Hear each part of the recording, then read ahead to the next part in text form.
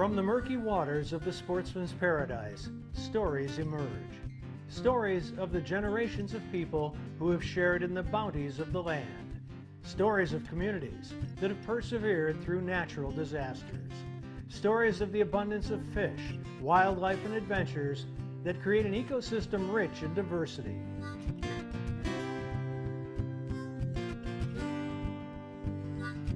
And from the silted banks of the mighty Mississippi to the soggy marsh bottoms, from the tops of towering pine forests to the depths of the salty Gulf, human and animal have shared this fortune for centuries. Enjoy these stories as told by outdoor journalists who travel across our state, documenting the adventure, sportsmanship, and heritage that make us Bayou Wild. Hi, welcome to Bayou Wild TV. Today we're going to take you offshore for a couple of reasons. Number one, we'll check out what the Coastal Conservation Association and their partners are doing with a Rigs to Reef program to make fishing better in the Gulf of Mexico. So we put this hard structure down here. Today in this case it was a helipad from a production platform. In other cases it's crushed concrete and limestone. But this provides that attachment point for the marine organisms to start the food chain, which also in turn goes up through the bait fish and through our sport fish. So this is a very important part of our habitat and our ecosystem. But the science says these reefs, oil and gas platforms, are really good for not only the juvenile fish but even the predator fish. We've got to do everything we can to maintain that resource and make sure Louisiana remains sportsman's paradise. And speaking of the Gulf of Mexico, what is the current state of fishing and how has it been? Well, we're going to take a deep look at the Gulf of Mexico and the current state of fishing. At the end of the day, people still want to fish, and I think that you're just going to have to learn to be progressive in your plan and look at other areas. You know, we fished for vermilion, we call them beeliners, but vermilion snapper. We even caught big eatable pinfish. You know, almacos. I mean, that's 3 species of fish that people never thought of 10 years ago to go after. Come on with it, Ray. You got it in you. Get it? Oh my gosh. Because if you make this or this in your tuna salad, you're gonna pay about $9 for that, and who wants this anyway? Right? And I was thinking this would be a great thing that's never occurred to me, but in Louisiana when people go tuna fishing, a lot of times they have an abundance and they can't even give it all away. There's so much. This is a great way to keep it fresh. That's exactly the way to think about it. So you always want to use your catch, right? You really do. You want to use it. Closed captioning made possible by Ceto.com. Become a member. In 1967, Dutch Stogner realized his dream to run his own meat market. 50 years and 3 generations later, Double D and the Stogner family still operate with Dutch's original commitment to quality. Pick up some Double D sausage today and share your good times with us on Facebook.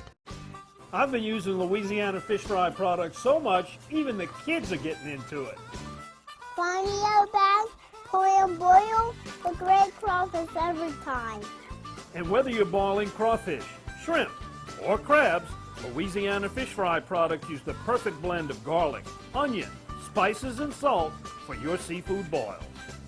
So look for the bright yellow bag and pour and boil with Louisiana fish fry products. In 1967, Dutch Stogner realized his dream to run his own meat market. 50 years and 3 generations later, Double D and the Stogner family still operate with Dutch's original commitment to quality. Pick up some Double D sausage today and share your good times with us on Facebook. If you're a proud Bayou Wild TV viewer, check out the Bayou Wild TV collection shirts. Both regular tee and long sleeve dry fit are a perfect fit for any outdoorsman or woman who lives and plays in Bayou country. And they make perfect gifts. Go to BayouWildTV.com. It's that time of year, CCA Star Tournament time. We might have a star winner, folks. Don't miss your chance for more categories, more prizes, and more smiles. Young and old, there's a division for everyone. You can win a truck, RV, boat, and much more. Sign up today for a chance to become an early bird winner. The fun starts Memorial Day weekend. Visit CCA Star to get your ticket today.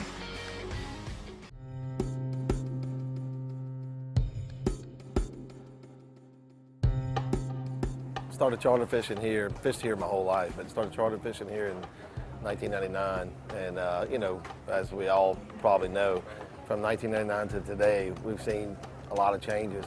The coastal erosion and all plays a bigger part in inshore and offshore fishing than everybody believes.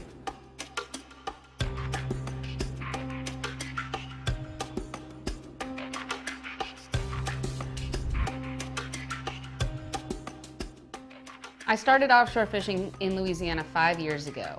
That was a time when tuna fishing was still very, very abundant.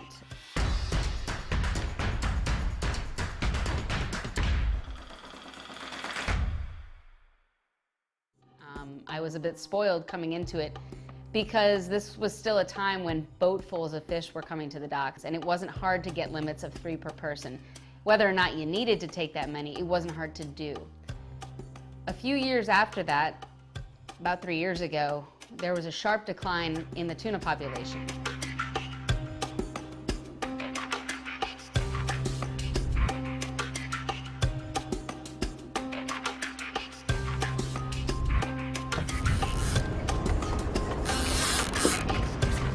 Don't bring it up to your head. Don't bring it past the brim of your head. And it's not unheard of to maybe see that for a season, but it happened for a few years, and it really caused a lot of alarm in the fishing community when charters could not even go target tuna because they did not know where to find them. 20, 30 pounder. Good way to start the day.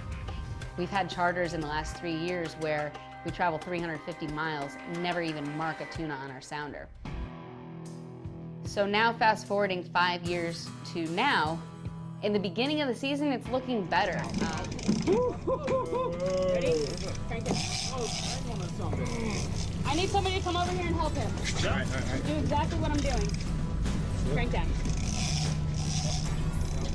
Back. Nice and easy on the pull. Just drop back. Yeah, let her get the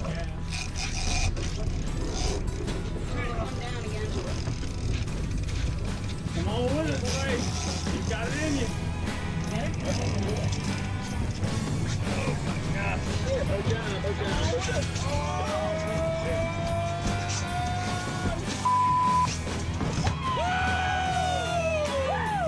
Hell yeah! The charter fleet has become much bigger. The charter fleet boats have become much faster. What was once sport fishing boats 10 years ago is now center consoles with 1,600 horsepower behind them. So it's very easy to go very far in one day. You might travel 300 miles in the summer to get to an offshore rig to find tuna. Or this time of year, you might pull up to the area called the Lump and see 70 other boats out there on a weekend. So it's no secret that this is the time of year they're there. The bigger tunas are showing up. The snapper population is extremely healthy. Amberjack are there.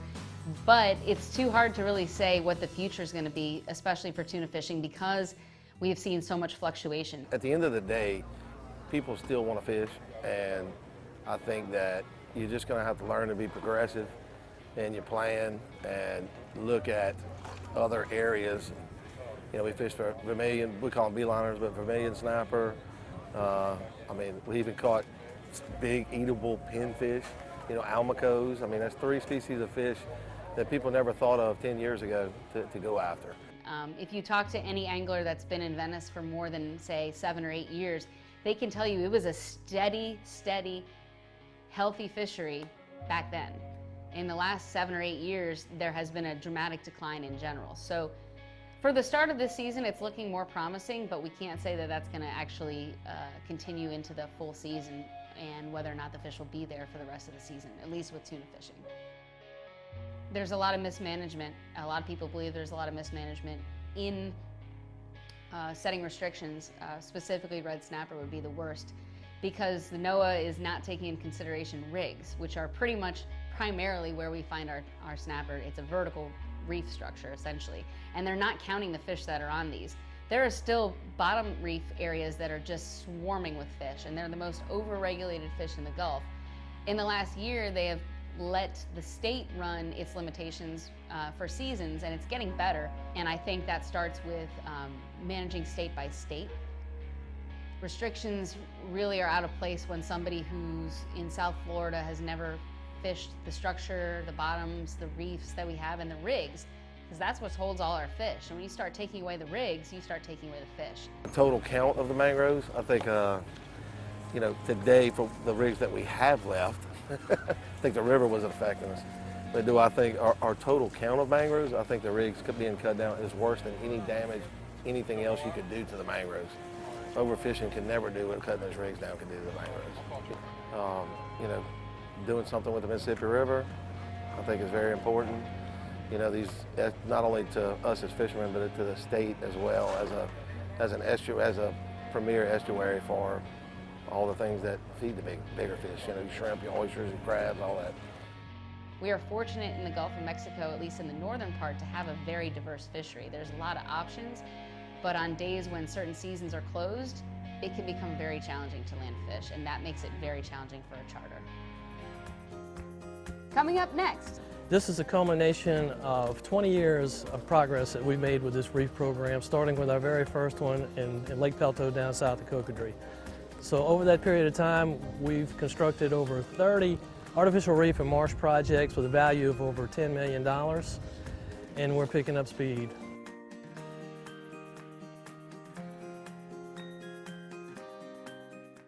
We love our children. We protect them.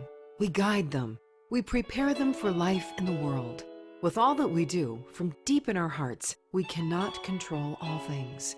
Life-threatening illnesses and disabilities affect far too many of our children each year. While we cannot change the circumstance, we can make dreams come true.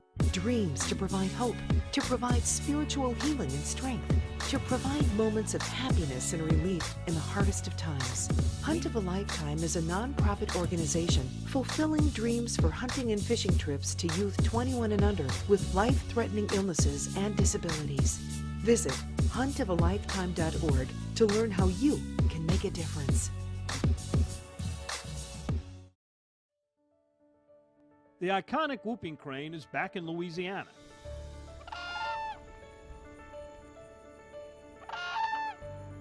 If you spot a whooping crane, remember these things.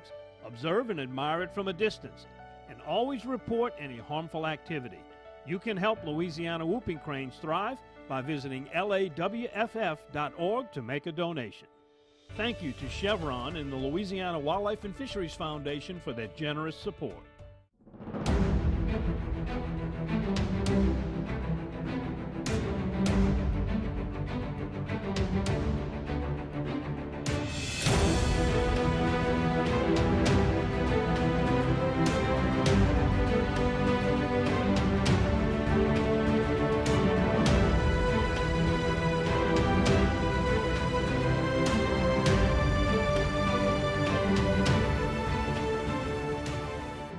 If you're lucky enough to bag a deer or a hog this season, bring it here to Double D. Double D processes hogs and exotic game and guarantees your product is always the meat you brought to Double D. Double D Meats in Bogalusa, home of country smoked, spicy jalapeno cheddar, and other customized flavors. Bring your deer or your hog here to Double D, where you always get your meat back in return. It's worth a drive to Bogalusa from anywhere. Double D.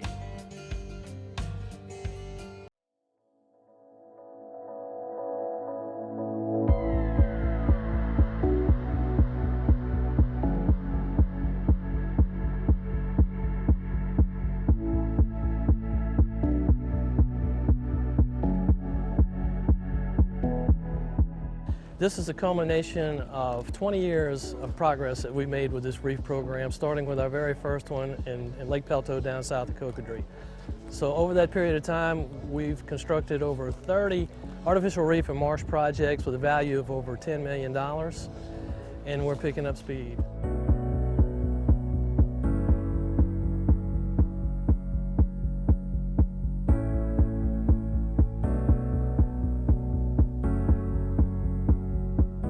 We're here at Vermilion 119. We're putting down an old rig jacket where a rig used to be.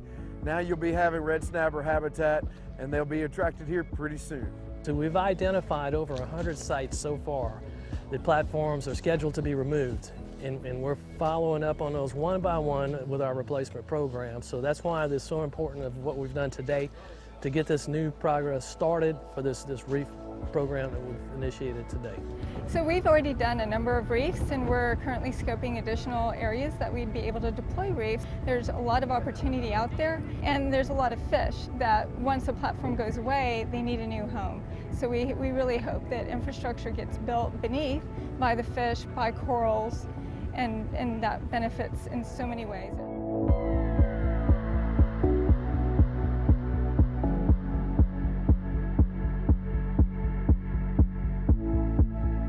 Shell has a history of working on conservation and environmental projects to benefit the communities in which we work and live. Our Anglo community benefits greatly from this, as well as the fish. Well, Wildlife and Fisheries through the Artificial Reef Trust Fund matches the money that CCA can generate through their partners with folks like Shell, Road Rock Recycling, and a lot of the others. There's nobody better at taking an idea or a concept to construction than CCA, and then partnering with Wildlife and Fisheries is just a logical choice. It's good for all Louisiana anglers, and this is really something special to see being deployed here today. So we put this hard structure down here. Today in this case it was a helipad from a production platform. In other cases it's crushed concrete and limestone. But this provides that attachment point for the marine organisms to start the food chain, which also in turn goes up through the bait fish and through our sport fish. So this is a very important part of our habitat and our ecosystem. But the science says these reefs, oil and gas platforms, are really good for not only the juvenile fish, but even the predator fish. And we've got to do everything we can to maintain that resource and make sure Louisiana remains sportsman's paradise. Today's project was in 70 feet of water, so it's going to be more of your reef complex fish, your red snapper, mangrove snapper, copia, and those types of fish.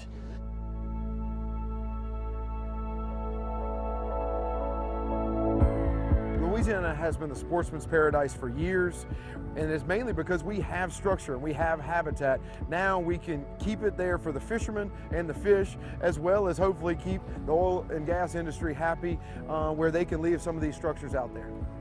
So we're really excited about adding to the snapper habitat. It's such a popular fishery here in Louisiana, and it's a great destination coming out of this port or out of Sycamore Island port. So we're happy to have this habitat and this destination for our anglers for now and into the future.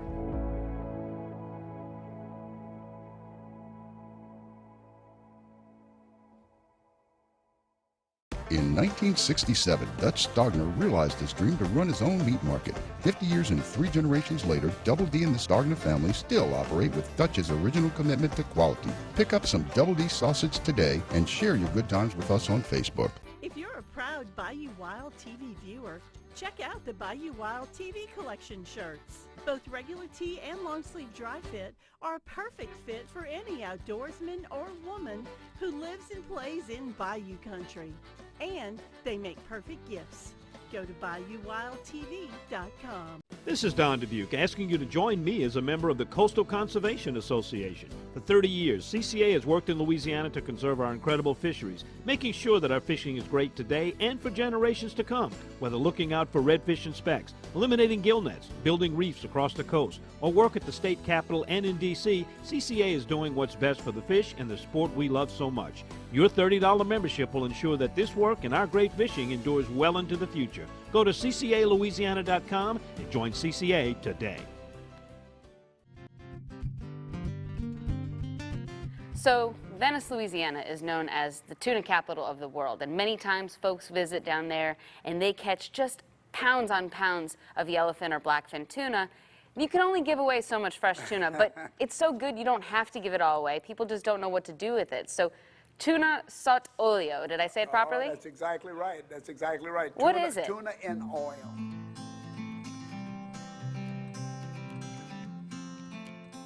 This recipe was given to me by this wonderful lady, Lydia Bostonich, who is one of the top Italian Sicilian restaurateurs in New York City. Her restaurant, Lydia, is known worldwide. She has a national television show on PBS. People probably know her name. And I was eating with her one day, and we were talking about tuna, and she did this tuna dish for me. She did a beautiful tuna salad dish for me. And as we were talking about tuna, I said, "Oh, I wish we had this nice fresh tuna all year long, you know." And she says, "No, that's canned tuna." I said, "Well, canned tuna?" Yeah. And Lydia's restaurant. Well, no, not canned. She said, "The jar." So it's a more fancy, more pure version of a can of tuna. It's in oil, but it preserves it. And what's fascinating, I think, is that it doesn't even need refrigeration. It's just something that you jar it properly, and you can eat it a year from when you caught it. Whereas when you freeze it, it tends to have an expiration date in the freezer. Right. So what we're doing here, I'm taking a little bit of vinegar, boiling water, and this is going to give the acidity to it, just like if I would put a lemon in here. Now I'm just cooked this to medium rare, and while that's cooking, let you and I go ahead and make the oil. Is that little fire on right there? So we're using, look how beautiful that olive oil is. And you said the higher quality olive oil, the better salad you're going to make. Oh no, absolutely. And don't be afraid when you get the jar, which I'll show you more in a minute. This has gotten cold from the poaching last night, but it'll clear up and it'll look just like that. Yeah, don't worry about that. So I'm going to go right into the pot with a cup and a half of extra virgin olive oil. A little chili pepper for... Yeah, and that's my poaching liquid. So now how am I going to flavor my tuna in the jar? I'm going to put some nice red onions in here like that. I'm going to put garlic. Now, when you fool with tuna, you want garlic in a jar, right? Take a look at that. Lots of garlic. Lots of garlic. Put it in there. You cannot put too much garlic in the jar.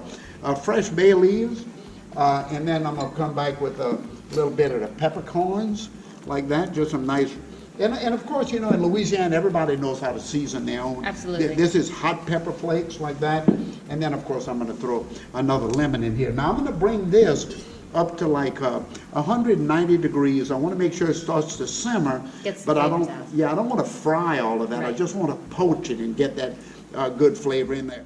And she took the nice fresh tuna steaks, cut them in strips, put them inside the jar, and of course a little lemon, a little pepperoncino, of course you can put any flavors you want, whatever you like. She put the peppers, spice, filled it up with extra virgin olive oil all the way to the top, just like if you can in figs, right? Tighten it up, put it in a water bath, bring it up to 190 degrees, leave it in there for about 30 minutes, and it'll cook the tuna inside the oil. And it's typical what most people say, well, that's just a tuna salad. No, it's not. This is a tuna salad. You never, this is God's tuna salad. Yeah, I had never thought of it. As many times as I've come home with tuna and had tuna and been sad when I've taken too much out of the freezer and maybe it's freezer burned and it's really only good for smoking at this point. I never even occurred to me that it's that easy to make your own canned or jarred tuna versus the stuff you get on the shelf. And it's a great appetizer. It's a fantastic salad, or you can eat it right out of the jar. And you can't beat the health aspect. Yeah, which is what she and I did sitting in our restaurant. People were looking at us like barbarians sitting over there with a fork just pulling the tuna out of the jar. So what we're going to do, let's make a nice salad, right? Because if you make this or this in your tuna salad, you're going to pay about $9 for that, and who wants this anyway, right? And I was thinking this would be a great thing that's never occurred to me, but in Louisiana, when people go tuna fishing, a lot of times they have an abundance and they can't even give it all away. There's so much. This is a great way to keep it fresh. That's exactly the way to think about it. So you always want to use your catch, right? You really do. You want to use it. Now you don't have to worry about where your salad dressing is coming from. Right, it's already there. In there, and look at that. I'll just kind of put it, and I'll move it around. I'll shake it out of there. Now just take a look at those nice big chunks of tuna in there. How pretty that is. And the flavor of this, the longer it sits in the oil, the better it's going to be. It's going to pick up all of that garlic flavor and the pepper. Easy to do. This is something you can also get the crowd involved in, whether you have kids or whatever. It doesn't matter. I mean, this is something fun to do, and it's just a matter of seasoning olive oil as we did, and then go ahead and put you can't really mess this up. No, you can't mess it up, but you can sure get a taste of it.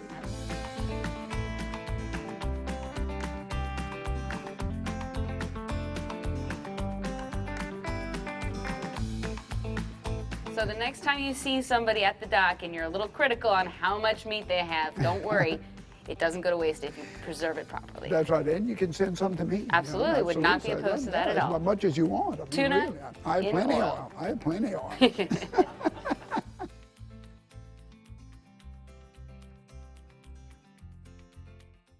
We love our children. We protect them. We guide them. We prepare them for life in the world. With all that we do, from deep in our hearts, we cannot control all things. Life-threatening illnesses and disabilities affect far too many of our children each year. While we cannot change the circumstance, we can make dreams come true. Dreams to provide hope, to provide spiritual healing and strength, to provide moments of happiness and relief in the hardest of times. Hunt of a Lifetime is a non-profit organization fulfilling dreams for hunting and fishing trips to youth 21 and under with life-threatening illnesses and disabilities. Visit huntofalifetime.org to learn how you can make a difference.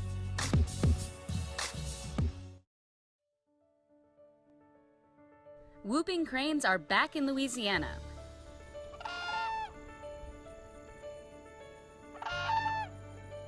Through the hard work of biologists and key strategic partners, whooping cranes have been restored to the cultural icon they once were. But you can still help. To donate to the Whooping Crane program, visit lawff.org. Thank you to Chevron and the Louisiana Wildlife and Fisheries Foundation for their generous support. This is Don Dubuque asking you to join me as a member of the Coastal Conservation Association. For 30 years, CCA has worked in Louisiana to conserve our incredible fisheries, making sure that our fishing is great today and for generations to come. Whether looking out for redfish and specks, eliminating gill nets, building reefs across the coast, or work at the state capitol and in D.C., CCA is doing what's best for the fish and the sport we love so much. Your $30 membership will ensure that this work and our great fishing endures well into the future. Go to ccalouisiana.com and join CCA today.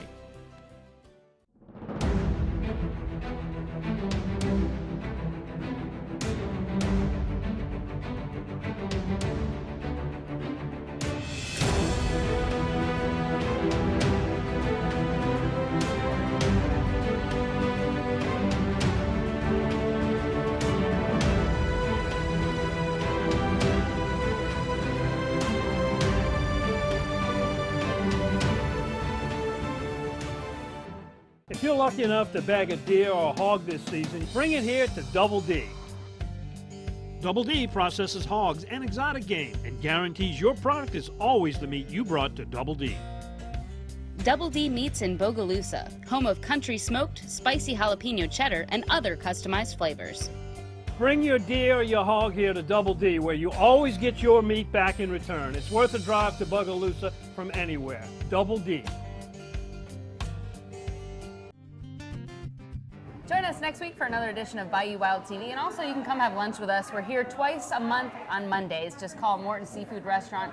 Come swap stories, fishing and hunting, and check us out at BayouWildTV.com. And don't forget to check out the Bayou Wild collection. Hats and shirts, and become a Bayou Wild fan. We'll see you next week.